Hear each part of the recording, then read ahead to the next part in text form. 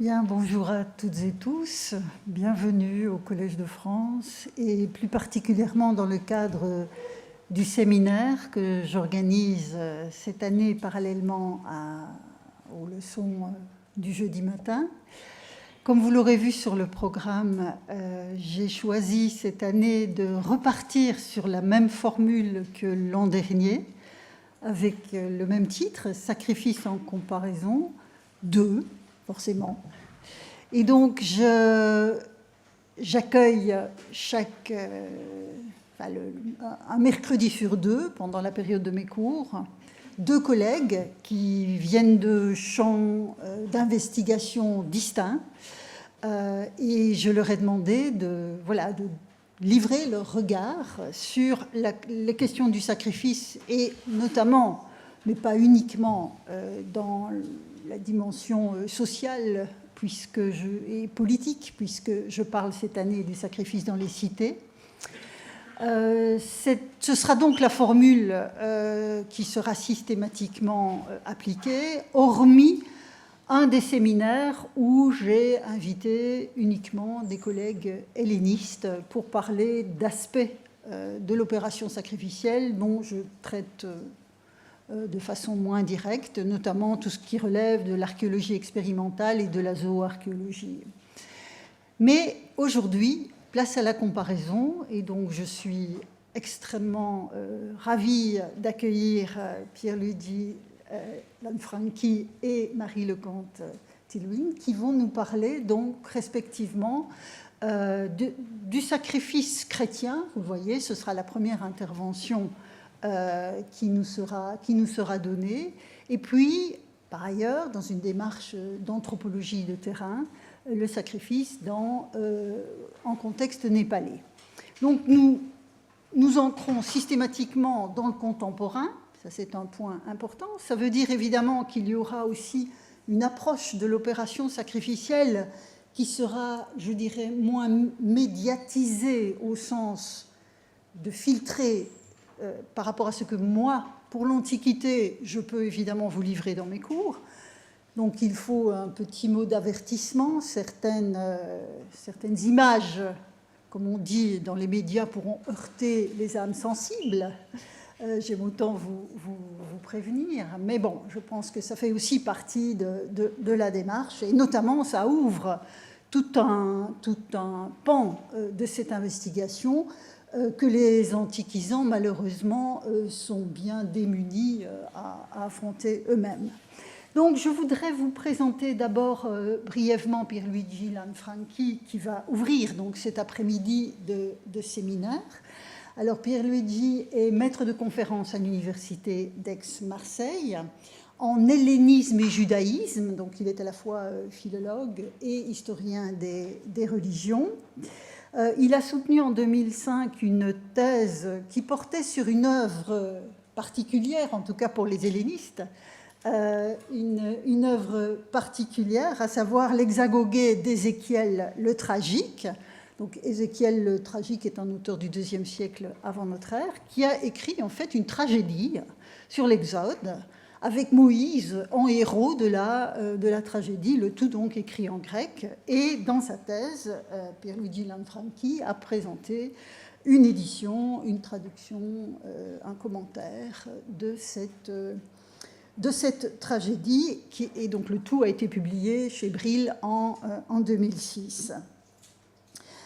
Ce qui est particulièrement intéressant, en tout cas de mon point de vue, dans le travail de Pierluigi Lanfranchi, c'est précisément qu'il travaille à la croisée de l'hellénisme et de la tradition juive, en poussant d'ailleurs son investigation jusqu'à la fin de l'Antiquité, avec précisément ces relations entre les juifs et les chrétiens dans l'Antiquité tardive.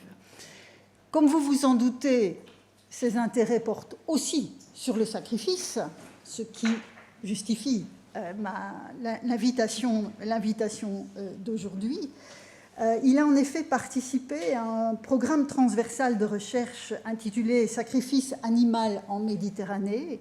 Et dans le cadre de ce programme transversal, Il a été à l'initiative, je pense, d'un film, d'un documentaire sur un rituel sacrificiel qui a encore lieu de nos jours en Arménie. Et le film s'intitule Matag, A Sacrifice for Safety. J'imagine qu'il nous en parlera. Et donc, c'est évidemment tout l'intérêt de cette démarche de la part d'un helléniste qui travaille aussi sur le judaïsme antique et sur le christianisme antique, mais qui va jeter un œil, plus que jeter un œil, travailler, investiguer un rituel contemporain en contexte chrétien. Et je signale aussi, parce qu'évidemment ça entre en résonance avec notre thématique, que Pierluigi en 2025 a publié justement l'entrée sacrifice d'un ouvrage collectif dirigé par Francesco Massa et qui s'intitule Religion et interaction religieuse dans l'Empire romain tardo-antique. C'est un projet de recherche qui a été mené à Fribourg par notre collègue Francesco Massa. Et donc l'entrée sacrifice a été confiée à Pierluigi Lanfranchi et donc je lui passe immédiatement la parole en le remerciant d'avance.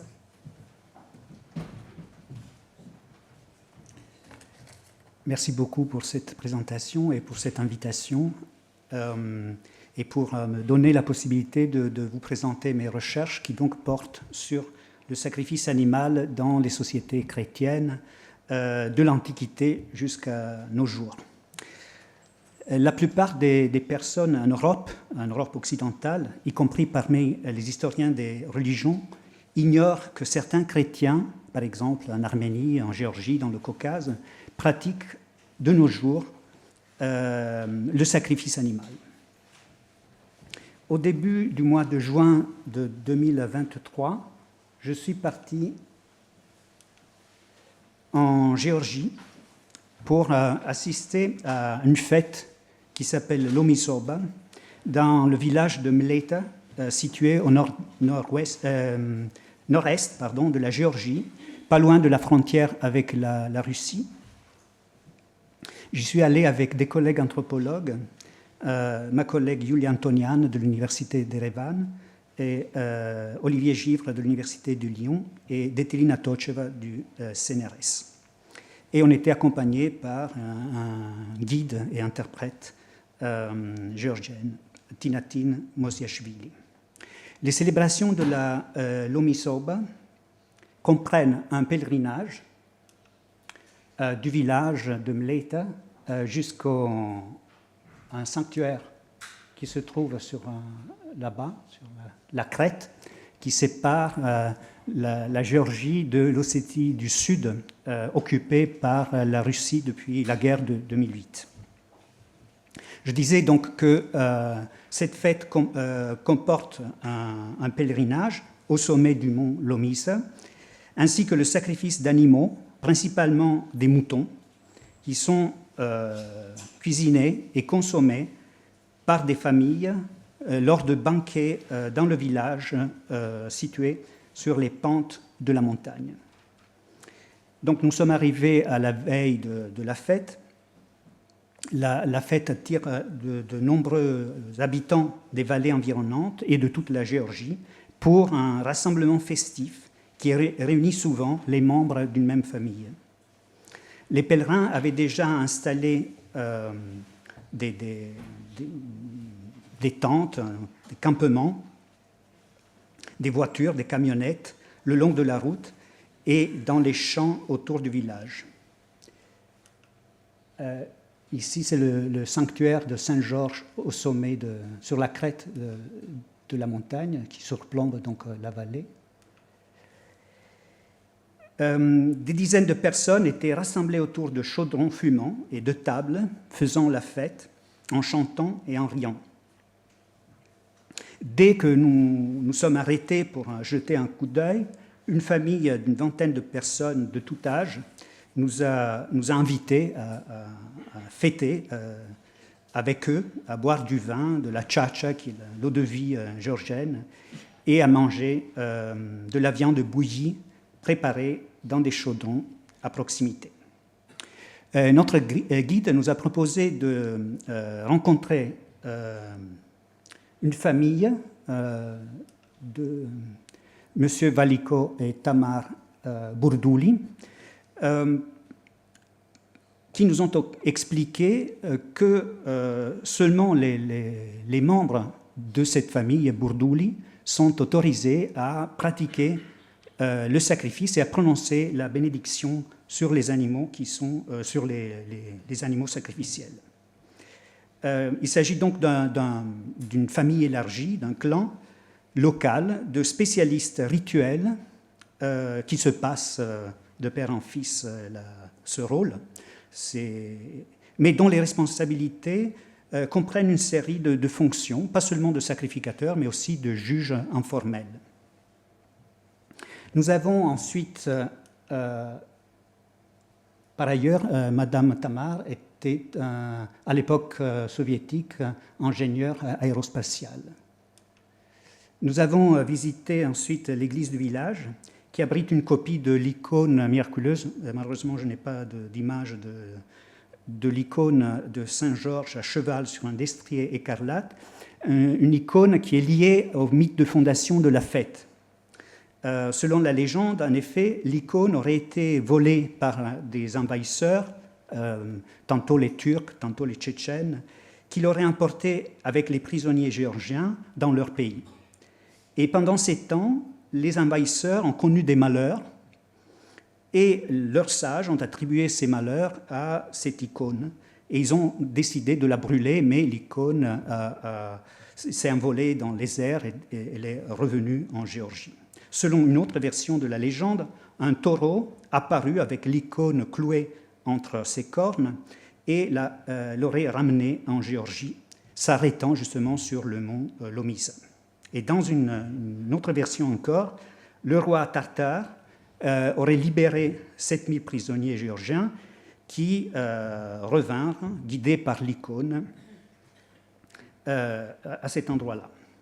Donc le mont Lomisa et son sanctuaire revêtent sans aucun doute une grande importance pour l'histoire nationale géorgienne. Il est lié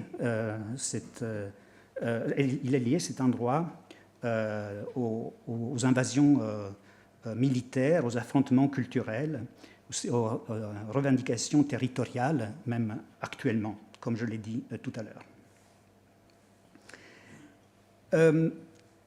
Malheureusement, ici quelques images de l'intérieur de l'église. Malheureusement, nous n'avons pas pu monter jusqu'au sanctuaire avec les pèlerins en raison des conditions météorologiques et parce que les collègues avaient oublié les chaussures de marche et donc ce n'était pas facile de monter à 2500 mètres avec la pluie, avec des chaussures de ville. Mais depuis notre village, sur l'autre côté de la montagne, on a pu voir donc, les torches des pèlerins qui sont montés toute la nuit vers le sanctuaire de Saint-Georges. Le lendemain, à mesure que nous approchons du village de Mleta, nous avons vu des centaines de voitures qui bloquaient la route dans les deux sens. Et nous avons profité d'un long arrêt sur le pont qui surplombe le village pour regarder ce qui se passait en bas. Des voitures garées pêle-mêle entre des tentes, de la musique, des voix, des sons qui emplissaient l'air, des grandes foules qui se rassemblaient autour de l'église et des groupes d'hommes qui travaillaient sur la pente qui mène à la rivière. Des moutons gisaient dans un fossé couvert de sang et des échafaudages en bois servaient à accrocher les animaux pour les dépouiller. Et des peaux et des restes organiques étaient jetés dans ce camion de l'époque soviétique. À la fin de la journée, il était comblé, il était plein de pots. Alors, des pèlerins faisaient le tour de l'église, 3 tours de l'église avec les animaux, parfois réticents, donc principalement des moutons, mais aussi de vaches, de béliers, de coqs. Et certains pèlerins gardaient leurs animaux à l'extérieur, tandis que d'autres entraient dans l'église pour recevoir la bénédiction des prêtres et allumer des bougies. Ensuite, les animaux étaient conduits près d'un petit bâtiment, pas très loin de l'église, qui rappelle vaguement une chapelle. L'église et cette chapelle forment un lien d'interaction tout en restant strictement séparés, comme si les pratiques religieuses institutionnelles et vernaculaires devaient coexister sans se confondre. Et là, près de cette chapelle, les membres plus âgés de la famille Burduly, par exemple monsieur avec le gilet jaune, prononcent des bénédictions en évoquant les noms de ceux qui offrent le sacrifice, et ils brûlent avec des bougies quelques poils de la bête. Et donc nous nous sommes approchés pour essayer de comprendre et de commenter cette atmosphère mêlée d'occupation et de connivence qui est typique des hommes dévoués à leur tâche et qui savent exactement comment s'y prendre. Le rythme du travail et l'engagement sérieux dans le rituel laissaient peu de place à l'interaction, à l'exception de quelques regards assez hostiles vers nous, vers les étrangers. On était les seuls étrangers, bien inoffensifs, mais quand même pas exactement à leur place. Alors, une fois bénis, les animaux sont conduits à quelques mètres de là, au bord du fossé, où les sacrificateurs, les membres les plus jeunes de la famille Burduly, leur tranchent la gorge. En fait, ils les décapitent très rapidement à l'aide de longs couteaux. Donc, au cours de la journée, environ 2000 animaux seront abattus. Bien que la mise à mort soit la partie la plus impressionnante et sans doute la plus délicate du rituel, au moins pour l'observateur, ce n'est qu'une des opérations qui se succèdent. Le dépeçage, le nettoyage, la découpe des carcasses, jusqu'à ce que la viande soit prête à être bouillie dans des grands chaudrons. Dans un autre voyage en Géorgie, j'ai trouvé dans un musée, dans une autre région, dans le Svaneti, à Mestia, un ancien chaudron sacrificiel, mais celui-là était dans le musée, mais j'en ai vu aussi sur le parvis des églises encore, disons, utilisé de nos jours. Pour revenir à la fête de la Lumizoba, à l'intérieur de cette chapelle devant laquelle on pratique l'abattage, les offrandes étaient laissées pour la famille Burduly, des têtes de vache, du pain, du fromage, des gâteaux, des bouteilles en plastique de vin ou de tchatcha. Cette petite chapelle rectangulaire est divisée en 2 sections. Le côté gauche ressemble à une estrade sur laquelle se trouve un autel et des icônes. Le côté droit comporte des étagères pour les offrandes. La viande est conservée derrière un rideau, sauf les têtes qui sont déposées au sol à côté de l'entrée. Il y a aussi des objets religieux, des icônes, comme je le disais, aussi des bougies. Au fur et à mesure que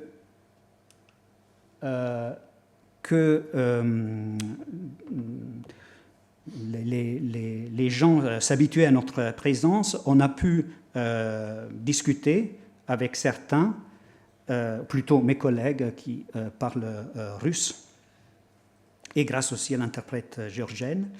Il nous interdisait de prendre des photos et de filmer l'abattage, même s'il n'avait pas clairement exprimé d'objection pour les autres parties du rituel. Leur principale préoccupation était la menace que représentent les groupes de défense des animaux, qui diffusent régulièrement des images sur les réseaux sociaux et dénoncent le rituel à l'échelle internationale. Et chaque année, comme vous le voyez sur la photo, le jour de la fête, les militants pour les droits des animaux manifestent devant le Parlement à Tbilissi pour demander aux autorités d'interdire le rituel. Les autorités ecclésiastiques géorgiennes ne soutiennent pas non plus le sacrifice animal, soulignant leur préférence pour le sacrifice non sanglant de l'Eucharistie, même s'ils ne l'interdisent pas explicitement. Donc tout cela montre que le statut de cette fête et du sacrifice associé à cette fête est disons, ambivalent. Il suscite des jugements moraux, sociaux, culturels et politiques contradictoires, généralement associés au rituel sacrificiel dans les sociétés modernes. La fête de la Lomisoba est un exemple parmi tant d'autres d'abattage rituel dans un contexte chrétien. Cette pratique est également présente dans d'autres régions du Caucase, en Arménie, mais aussi en Ossétie et ailleurs, dans les Balkans, au Proche-Orient, en Égypte et en Éthiopie. Il s'agit souvent de rites qui datent de la période pré-chrétienne, comme le Ma'atar, le sacrifice animal que les Arméniens ont continué à pratiquer après leur conversion au christianisme au début du IVe siècle. Et jusqu'à il y a quelques décennies, cette pratique était connue aussi en Europe occidentale, par exemple en Irlande ou en Écosse, à l'occasion de la Saint-Martin, Martin Mass, où l'on tuait des animaux dont le sang était utilisé pour asperger les montants des portes, des maisons ou des étables. On trouve aussi des exemples, si vous voulez, folkloriques de rituels de ce type, même en France, par exemple à Barjol, dans le Var, le 17 janvier, à l'occasion de la Saint-Marcel, un bœuf était traditionnellement porté en procession, béni par le prêtre, puis abattu et préparé entier, rôti entier, et consommé collectivement sur la place publique. Le rituel continue, mais le bœuf n'est plus, disons, abattu depuis le Covid. Et en Sicile, à Roccavaldina, un village dans la province de Messine, on fait la même chose, on faisait la même chose dans une fête en l'honneur de Saint-Nicolas, appelée Il Convito, le banquet. Mais pendant la dernière édition, en 2024, les associations pour la protection des animaux ont en quelque sorte menacé le maire, le curé du village, qui ont renoncé au rituel, à la procession du veau. À quelques exceptions près, le phénomène du sacrifice animal dans le contexte chrétien a échappé à l'attention des historiens des religions qui se sont intéressés à ce sujet. L'un des objectifs de ma recherche est de porter à l'attention des historiens ce rituel méconnu.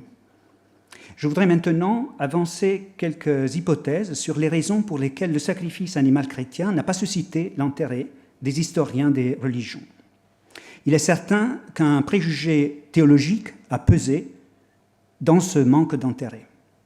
Selon une théologie chrétienne qui s'est développée déjà à partir du IIe siècle, la mort du Christ a été interprétée comme un sacrifice, le seul vrai sacrifice capable d'expier les péchés, et a rendu le sacrifice animal biblique obsolète. Quant au sacrifice païen. À chaque fois que je prononce le mot païen, vous mentalement mettez des guillemets, ça c'est clair. Donc pour les chrétiens, le sacrifice païen n'a pas de sens parce qu'il est offert à des faux dieux, gli dei falsi bugiardi, comme le dit Dante, donc à des dieux faux et menteurs.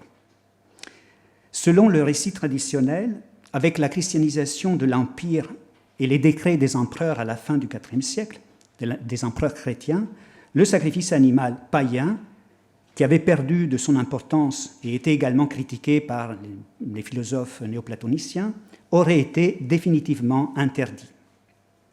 Mais ce récit n'est pas corroboré par les sources littéraires, épigraphiques et archéologiques, et il est profondément influencé par le préjugé théologique que j'ai évoqué et par le paradigme de la spiritualisation progressive de la religion. Selon certains chercheurs, le judaïsme aurait fourni l'exemple d'une religion pouvant se passer du sacrifice sanglant bien avant le christianisme. En effet, le service sacrificiel a pris fin après la destruction du temple par les Romains en 70. Et dans le judaïsme, on ne peut pratiquer le sacrifice que dans le temple. Donc, pas de temple, pas de sacrifice. Les rabbins ont alors remplacé le sacrifice animal par la charité, par la prière, par l'étude de la Torah, par le jeûne. Bien que les juifs et les chrétiens aient mis fin au sacrifice animal, le judaïsme et le christianisme restent des religions sacrificielles, c'est-à-dire des religions qui placent l'idéologie et le langage sacrificiel au centre de leur système théologique et rituel. Le principal représentant de cette position est l'historien Guy Stromsa, auteur, entre autres, d'un recueil de conférences données ici même au Collège de France, qui s'appelle justement « La fin du sacrifice ». Stromsa reconnaît que le sacrifice sanglant a continué d'exister dans une certaine mesure au sein des sociétés chrétiennes, même après son abolition officielle à la fin du IVe siècle. Cependant, selon lui, la survie du sacrifice animal dans les sociétés christianisées ne serait qu'apparente, car sa structure et sa fonction seraient radicalement différentes de celles des sacrifices païens dont il serait la continuation. Donc le sacrifice animal dans le contexte chrétien serait un anachronisme, un archaïsme qui n'aurait plus raison d'être. Les catégories de spiritualisation, intellectualisation, rationalisation que Stromsa et d'autres savants, comme Jan Bremer, utilisent pour décrire les mutations religieuses opérées par le judaïsme rabbinique et par le christianisme primitif, impliquent une vision évolutionniste de l'histoire religieuse de la Méditerranée pendant l'Antiquité tardive. Elle suggère implicitement que seules les religions ayant subi ces mutations ont pu survivre, tandis que les autres étaient vouées à un déclin inévitable et finalement à leur disparition. À mon avis, la reconstruction de Stromsa est trop linéaire et téléologique. Mettre l'accent sur le rôle du judaïsme dans l'anticipation des mutations religieuses de l'Antiquité tardive, mutations qui auraient finalement abouti à la christianisation de l'Empire romain, conduit inévitablement à négliger les continuités, les compromis et les négociations entre les traditions rituelles pré-chrétiennes et celles qui sont apparues pendant l'Antiquité tardive. Si le judaïsme a indubitablement dû se repenser en profondeur après la destruction du temple de Jérusalem, il n'en est pas moins vrai que la fin des sacrifices n'a pas concerné tous les groupes religieux de l'Antiquité tardive. Les polythéistes ont continué à les pratiquer bien après la fin du IVe siècle, tout comme les Samaritains et les chrétiens de différentes églises. Et dans la nouvelle religion apparue à la fin de l'Antiquité, l'islam, le sacrifice animal occupe toujours une place centrale. Plus récemment, certains historiens ont réagi au paradigme de la spiritualisation de la religion. Par exemple, Daniel Ullucci, dans son livre « The Christian Rejection of Animal Sacrifice », affirme à juste titre que le paradigme avec lequel le sacrifice a été interprété à l'époque moderne est conditionné par l'idée chrétienne d'une religion pure et spirituelle comme forme accomplie de religion, par opposition aux religions primitives et archaïques qui pratiquent des sacrifices sanglants. Les détracteurs du sacrifice dans l'Antiquité, les prophètes bibliques ou les philosophes grecs, les pythagoriciens, etc., auraient été les précurseurs de cette forme de religion pure. Mais en réalité, selon Ullucci, il n'est pas correct d'interpréter les textes des philosophes grecs ou des prophètes bibliques comme des critiques du sacrifice. Ils expriment plutôt leurs idées sur la signification du sacrifice et sur ce qu'était pour eux le sacrifice idéal. Un véritable rejet du sacrifice animal n'est apparu qu'avec l'avènement du christianisme. Mais pour Ullucci, il s'agissait en quelque sorte d'un rejet posthume. À l'instar de Strunza, Ullucci estime que les premiers chrétiens ont cessé de pratiquer les sacrifices pour des raisons contingentes et historiques. La destruction du temple de Jérusalem a privé les disciples de Jésus et tous les autres juifs de la possibilité d'offrir des sacrifices sanglants. Les auteurs chrétiens des générations suivantes ont tenté de rationaliser et de justifier le fait que les chrétiens ne sacrifient pas d'animaux à l'aide de divers arguments, sans jamais parvenir à une solution claire et systématique du problème. Ullucci fait une distinction entre ce qu'il appelle les practitioners de rituels religieux, qui sont essentiellement des actions non discursives, et les producteurs culturels. Les praticiens n'ont pas besoin d'attribuer une signification aux gestes rituels pour les accomplir, tandis que les producteurs culturels s'affrontent dans l'arène de la compétition culturelle et entendent imposer leur propre définition de ce qui constitue une pratique religieuse correcte et de sa signification. Donc, selon Ullucci, la position antisacrificielle de l'élite des producteurs culturels chrétiens s'est imposée parce que la diffusion du christianisme a entraîné un changement dans la localisation du pouvoir religieux. Alors que dans la culture méditerranéenne traditionnelle, le pouvoir religieux était dans les mains de la classe des riches propriétaires terriens, dans une société essentiellement agricole, les élites chrétiennes ne tiraient pas leur pouvoir de l'économie agraire, il s'agissait plutôt d'hommes des villes dont le pouvoir résidait dans leur capacité à lire, interpréter et produire des textes faisant autorité. Ullucci peut donc conclure, je lis en français la citation, qu'à long terme, c'est le changement dans la localisation du pouvoir religieux qui explique le mieux le fait que les chrétiens ne pratiquent pas le sacrifice animal. Dans un contexte social où le pouvoir religieux découlait de la production intellectuelle et de la maîtrise des textes, le sacrifice animal, lié à la production agricole et à la propriété foncière, était tout simplement une pratique incohérente. Tout comme les joutes ou le port des perruques poudrées, une comparaison à mon avis un peu bizarre, cela n'avait plus de sens pour les gens comme chose à faire. Donc Ullucci, comme la majorité des historiens de l'Antiquité, ignore que les chrétiens ont continué à sacrifier des animaux jusqu'à nos jours et qu'évidemment le sacrifice n'est pas du tout une pratique incohérente et qu'il continue d'avoir du sens pour ceux qui la pratiquent. Les conclusions de Daniel Ullucci sont acceptées par James Rees, l'auteur d'un livre récent, excellent, Histoire du sacrifice dans, disons, l'Empire romain, que vous voyez. Si l'explication de la prétendue fin du sacrifice qu'Ullucci propose n'est pas satisfaisante, car le sacrifice n'a jamais vraiment cessé d'être pratiqué, en revanche, la distinction qu'il propose entre practitioners et producteurs culturels est très utile et nous permet, je pense, de comprendre pourquoi le sacrifice animal chrétien a été largement ignoré par les historiens des religions.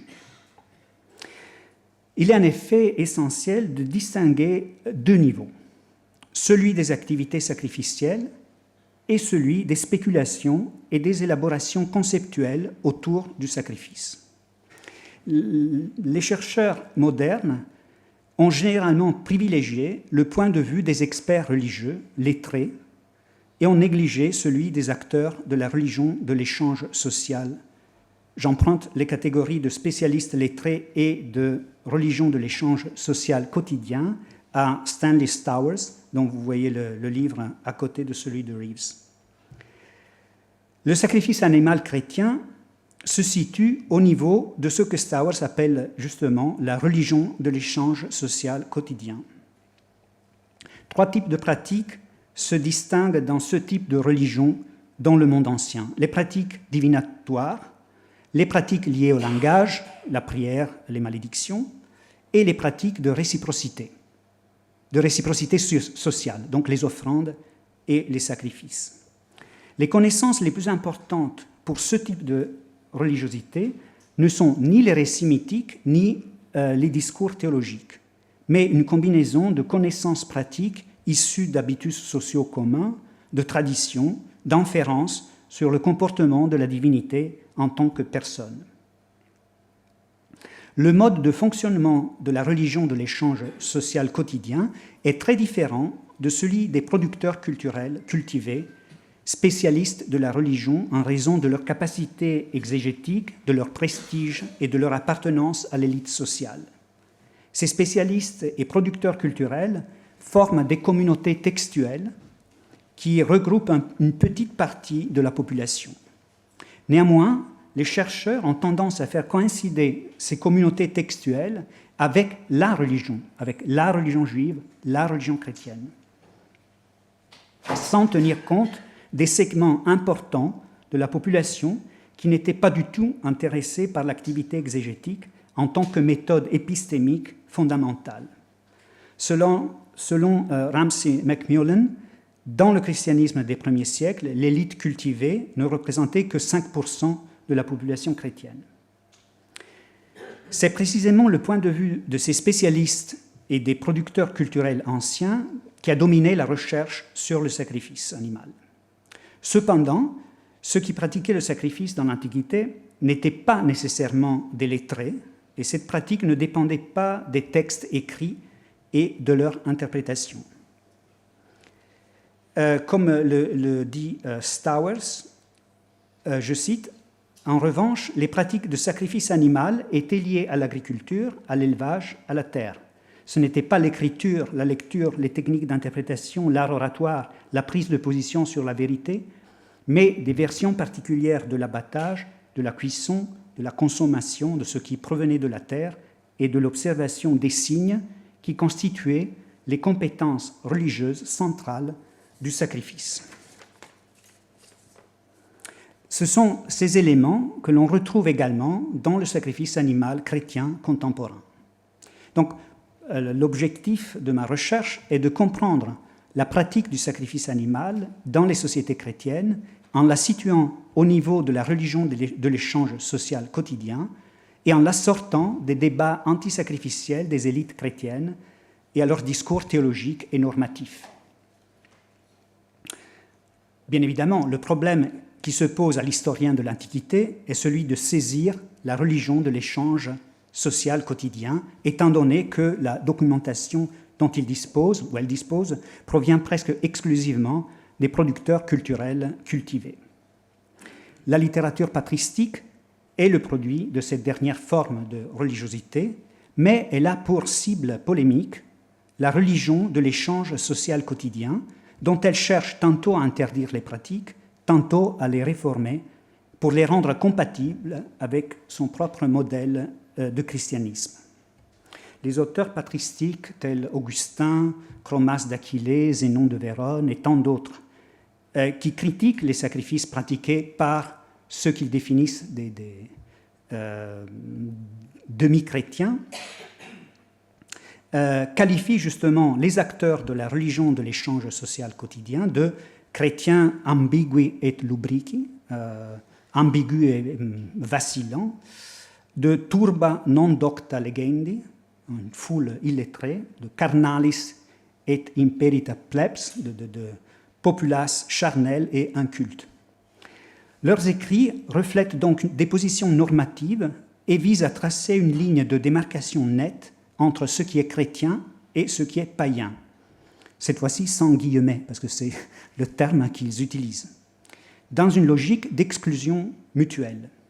Les acteurs de la religion de l'échange quotidien, auxquels ces auteurs s'adressent dans leurs sermons, par exemple, percevaient les choses autrement. Bien que rares, il existe des témoignages qui n'ont pas été produits par l'élite intellectuelle et qui nous permettent de jeter un regard sur cet autre type de religiosité. Et je voudrais, dans la dernière partie de mon exposé, vous présenter deux exemples de cette religiosité de l'échange social quotidien. Alors, le premier est tiré d'une lettre adressée par un couple, Psais et Sura, à leur fils Ision, le 10 du mois de Hatir, troisième mois du calendrier égyptien, qui correspond au mois de novembre. La lettre provient de la région d'Oxyrhynque, en Égypte, et elle est datée sur des bases paléographiques au IVe siècle. Bon, je ne vais pas lire l'ensemble de la lettre. Il y a des salutations, et la phrase qui nous intéresse ici est la suivante. Depuis le début de l'année, nous avons été très malades, mais nous rendons grâce à Dieu d'être guéris. Et jusqu'à présent, nous n'avons pas sacrifié de porc, ou plutôt de porcelet. Nous attendons que tu viennes. Après, il y a d'autres questions très pratiques, disons alimentaires, et une longue série de salutations. Mais je passe. Or, dans les lettres de l'Antiquité sur papyrus, le terme huios peut être utilisé comme terme de fils, donc, mais il peut être utilisé comme terme générique d'affection. Mais dans ce cas-là, il doit probablement être compris dans son sens propre, c'est-à-dire Ision est vraiment le fils du couple. La lettre indique que Psais et Sura ont l'intention d'offrir un sacrifice de porcelet pour remercier Dieu de les avoir guéris d'une maladie et qu'ils attendent le retour de leur fils pour le faire. Les éditeurs du papyrus, Grantham et Hunt, qui ont publié dans la série des papyrus d'Oxyrhynque en 1914 ce papyrus, ne se prononcent pas sur l'appartenance religieuse des expéditeurs. Or, la formule euchomai paratokurioteo, on ne la trouve que dans des papyrus chrétiens.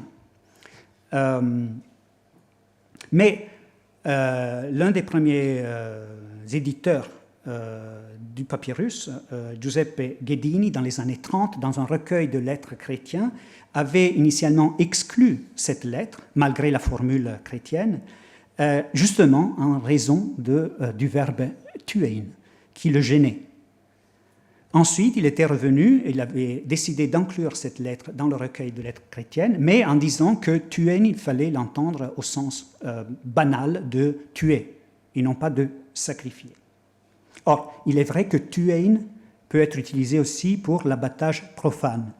Mais je pense, dans le contexte de la lettre, il est assez clair que le couple, Psais et Sura, ont l'intention d'offrir les porcelets pour témoigner leur remerciement à l'égard de Dieu. Il s'agit donc d'un sacrifice pour l'accomplissement d'un vœu, une pratique également attestée, par exemple, chez les paysans chrétiens de Nola, en Italie du Sud, dont Paulin, le poète chrétien, dans ses Carmina Natalicia, parle au début du Ve siècle. Cristiano Grottanelli a écrit des pages excellentes sur cette pratique. Le deuxième exemple est tiré d'un texte hagiographique. Or, la géographie est un genre littéraire que l'historien doit manipuler avec une prudence particulière lorsqu'il entend tirer des éléments historiques de ces textes. Il faut en fait tenir compte des finalités de ce type de textes qui sont à la fois dogmatiques, catéchétiques, parénétiques, morales, politiques, ecclésiales, etc. Mais ici, je ne m'intéresse pas à l'historicité d'un personnage ou d'un martyr, mais disons, aux éléments rituels liés au culte d'un saint. Parmi les genres de la littérature chrétienne ancienne, la géographie est peut-être celui qui témoigne le plus de traditions populaires, même si les hagiographes appartenaient à l'élite intellectuelle. C'est le cas de Chrysippe de Jérusalem. On est à la moitié du 5e siècle, auteur d'un éloge de saint Théodore. Dans la deuxième partie de son Encomium, Chrysippe décrit 12 miracles qui ont eu lieu auprès du martyrium, donc du sanctuaire bâti sur le tombeau du saint. Il n'indique pas exactement l'endroit du martyrium, qui probablement disons, avait été bâti à Amazé ou à Euchaïte, qui est une ville pas loin. Je vous propose de lire le 10e miracle. Un homme qui conduisait un bœuf pour l'offrir en sacrifice, après avoir passé la nuit dans un endroit le long de la route, eut besoin d'acheter de l'herbe pour nourrir la victime sacrificielle. Quelqu'un lui donna ce qu'il avait demandé sans le lui faire payer et le pria de lui attribuer une partie du sacrifice. L'homme qui transportait l'offrande arriva donc au sanctuaire, mais le martyr, l'ayant devancé, dit au prêtre de ne pas accepter le sacrifice seulement de la part de celui qui le portait, car il avait également un, je ne savais pas très bien comment traduire, koinonon, un copain, un coparticipant. Quand on lui rapporta ces faits, l'homme s'irrita, s'indigna, ne savait que penser, jusqu'à ce que, après avoir tout examiné, il se souvienne de celui qui lui avait fait le petit cadeau de l'herbe. Et il le mentionna donc pendant le sacrifice. Le martyr accepta alors l'offrande des deux. Son souci était si grand que rien ne resta sans récompense pour ceux qui avaient agi avec foi. Donc ici, vous voyez le sacrifice, Tusia, la victime sacrificielle, Tuma, sont mentionnés sans détour. Le bœuf est amené au sanctuaire, en offrande au saint, qu'il accepte une fois que l'offrand reconnaît le présenter également au nom de l'homme qui lui a généreusement offert l'herbe pour la victime. Les prêtres du sanctuaire, très probablement, recevaient les offrandes sacrificielles et présidaient probablement au sacrifice. Dans un autre miracle du même texte, le miracle 6, Chrysippe mentionne un magnifique couteau, machaira, offert par un pèlerin et déposé sur l'un des autels sacrificiels, Ephenos ton thusiasterion. Donc, l'encomium a probablement été lu par Chrysippe devant un public ecclésiastique, peut-être à la communauté de l'Anastasis à Jérusalem. S'il écrit aussi ouvertement sur le sacrifice dans le contexte du culte d'un saint, Chrysippe ne s'attendait manifestement pas à des réactions indignées de la part de son auditoire. Le texte de Chrysippe n'est pas une exception. Nous connaissons d'autres cultes de saints dans l'Antiquité qui prévoyaient des abattages rituels. J'arrive à ma conclusion. Je pense être dans les temps. Comment faut-il comprendre le sacrifice animal dans le contexte chrétien ? Il ne faut pas, à mon avis, y voir une simple survivance de pratiques païennes dans des couches de la population qui n'étaient pas complètement christianisées. Cela reviendrait à adhérer au point de vue des autorités ecclésiastiques et des spécialistes de l'élite cultivée, animé par la volonté de distinguer une forme pure et authentique de christianisme des formes corrompues et imparfaites, encore imprégnées de paganisme, d'idolâtrie, de superstition. Les historiens qui soutiennent que le sacrifice chrétien ne peut être considéré comme un sacrifice s'appuient essentiellement sur le discours des autorités ecclésiastiques et des auteurs chrétiens. Il faut plutôt admettre que dans les sociétés chrétiennes de l'Antiquité tardive, on assiste à une coexistence de différents types de religiosité. Le sacrifice animal, comme je le disais, appartient à la religiosité de l'échange social quotidien. Il n'est présent dans la production littéraire de l'élite cultivée que comme cible polémique, au même titre que d'autres pratiques considérées comme païennes. Je m'intéresse au sacrifice animal chrétien, non seulement tel qu'il a été compris, rejeté ou justifié théologiquement par les élites intellectuelles, mais surtout tel qu'il a été considéré et pratiqué par 95% de la population chrétienne qui n'appartenait pas aux spécialistes de la religion et au clergé cultivé. Pour cette population, le sacrifice n'est pas une pratique incompatible avec le christianisme. Il ne remplace pas le sacrifice eucharistique, mais il coexiste avec lui et remplit d'autres fonctions. Même les pèlerins que j'ai rencontrés à Mleta, en Géorgie, considèrent l'abattage rituel qui a lieu pendant la fête de la Lomisorba, en l'honneur de Saint Georges, comme un rite entièrement chrétien. Je ne veux pas suggérer qu'il existe une continuité directe entre l'ancien sacrifice chrétien et les sacrifices que les chrétiens pratiquent encore de nos jours, dans les Balkans, au Caucase et ailleurs.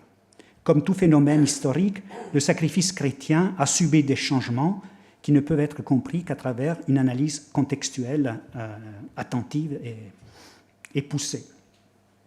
Il est toutefois clair que l'histoire du sacrifice animal ne s'est pas terminée avec les édits des empereurs chrétiens à la fin du IVe siècle, et qu'ignorer les pratiques sacrificielles des communautés chrétiennes revient à exclure de l'histoire la religiosité d'une grande partie de la population chrétienne du passé et du présent, pour laquelle le sacrifice n'est pas un anachronisme, un archaïsme, mais un rite qui a un sens. Merci.